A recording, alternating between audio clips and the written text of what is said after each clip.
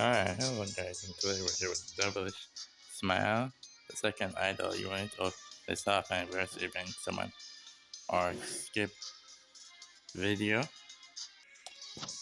So yeah, pretty much this banner has like 6 days left. And so I was telling my previous videos that this banner was pretty much gonna be close to the next live stream.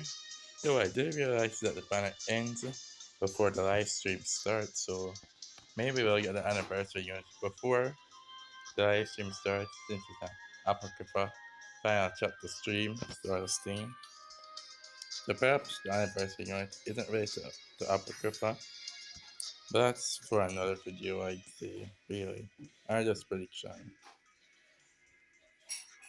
But yeah, these are all anniversary banners, and then an anniversary SF should drop next week when the Demon Epsilon banner releases. So digging into her kit, because here she inflicts 2 damage on enemy. Fair also inflicts charm, and then massively decreases by 300, which is a lot, and she not only drains the SP there, but it drains the tier as well. And that reminds me of here with the 7th member Eta, where she reduces SP by 200, and when Awakened reduces SP by 300. So it's the same thing with the Zeta, but she reduces either more or less depending on if it's her ultimate or skill, as well as having the charm from the demon Epsilon, as when she came she introduced the charm mechanic, but the problem with demon Epsilon is that she didn't inflict it a lot, or at the start of wave, and then when she used her hidden technique. As you can see, this is what charm does. It pretty much was an upgraded version of Seal, really, but it can be stackable, so that works as well. There's an upgraded version of Steel that's stackable, and for each stack, raises damage received by 10%. And just like Demon Epsilon, Zeta records her SP by 100, but unlike Demon Epsilon, she doesn't need to be, her hand technique doesn't need to be awakened just to get an SP recovery, but when you're awakened, Zeta's all to get more SP, decrease SP by more, and 3 times 3 charm instead of inflicting charm. So yeah, this is definitely an upgrade. So yeah, the ultimate is definitely an upgrade from D1 Epsilon. You can pretty much dismantle it here. It's just that Zeta recovers more SP and decreases the SP of the enemy. Yeah, here we have our skill 1, the double spin, raises attack for all allies. Raises accuracy, which helps if the enemy has high evasion. And of course shields damage of all allies to keep them safe. Now I awaken to get some more buffs. Pretty much a double to the skill 1 here. Now for skill 2, another thing that Zeta has over the Epsilon is that she actually has a skill that can inflict charm. Meaning, as I said with the Epsilon, it was all on her hidden technique and special ability. So that's what Zeta has an edge over her. And not only that, but the skill decreases SP by 100, which as I said, goes past the S of Eta. So with Zeta is pretty much like a combination of both, which actually makes her a good tank, I can't lie. Good survivability. I have a special ability here that debuffs the enemy's speed and raises their damage received. So I do feel that this special ability is pretty meh. And when you awaken it, you get a 10% plus debuff to both. I mean, it's for 30 seconds, so as well. So I don't know, man. I don't really feel like the special ability is that good.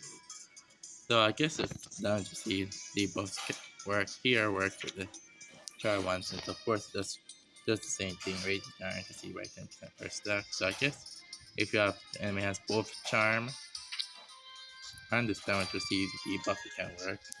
But then since it's not a permanent debuffer, the boss will just cancel it, like event boss stage, as they are used to canceling certain debuffs after hitting certain HP, so you do have to keep that in mind.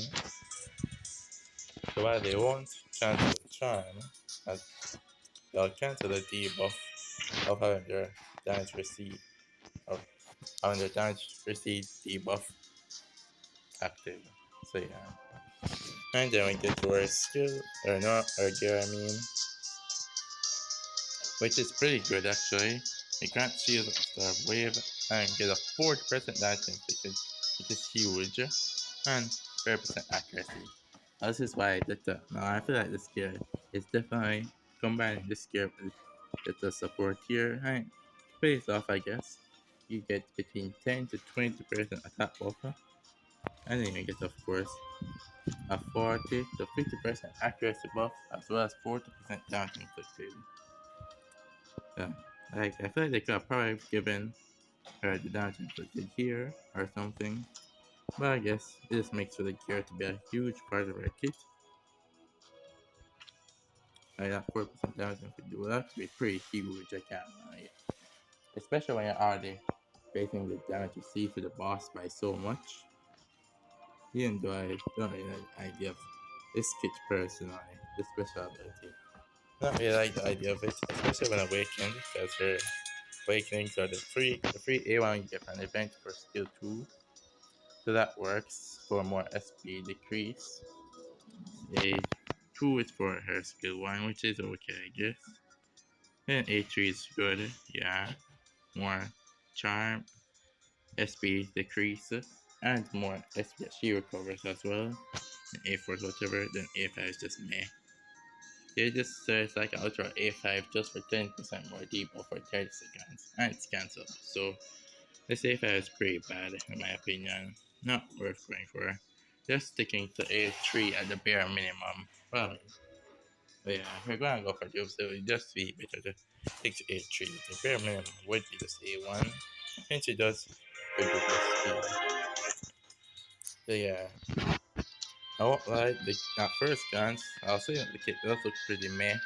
As you can see here, 6 2 damage attack, attack and accuracy buff along with shield. 2 damage which is SP and 6 charm, and every 10 seconds lower speed and restart the C for off enemies. And then when you compare that to someone like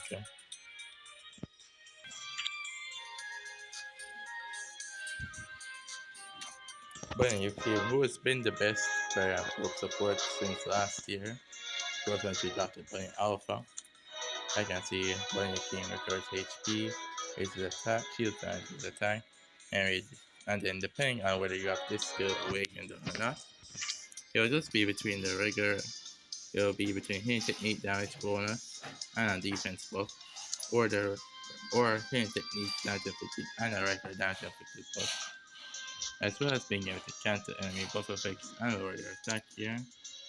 And of course, your team recovers SP for all eyes, which is good. Though I will say, and of course, your key raises the hand technique damage limit, so she grants plus for the hand technique, and then further raises its damage limit.